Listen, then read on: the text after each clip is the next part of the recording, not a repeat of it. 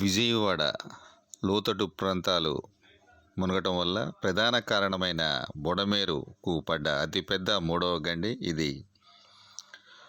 వేగంగా జరుగుతున్న బుడమేరు మూడవ గండి పూడ్చివేత పనులు 2022లో ఇక్కడ గండి పడిన నాటి జగన్ రెడ్డి ప్రభుత్వం పట్టించుకోకపోవటం వల్ల కారణం నేడు విజయవాడ మునిగింది.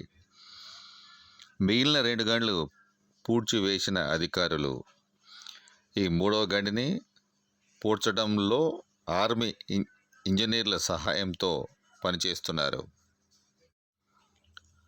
వేగంగా జరుగుతున్న బుడమేరు మూడవ గండి పూడ్చివేత పనులు 2022లో ఇక్కడ గండి పడిన నాటి జగన్ రెడ్డి ప్రభుత్వం పట్టించుకోకపోవటం వల్లే నేడు విజయవాడ మునిగింది. విజయవాడ మునుగుటకు ప్రధాన కారణమైన బుడమేరుకు పడ్డ అతిపెద్ద మూడవ గండి.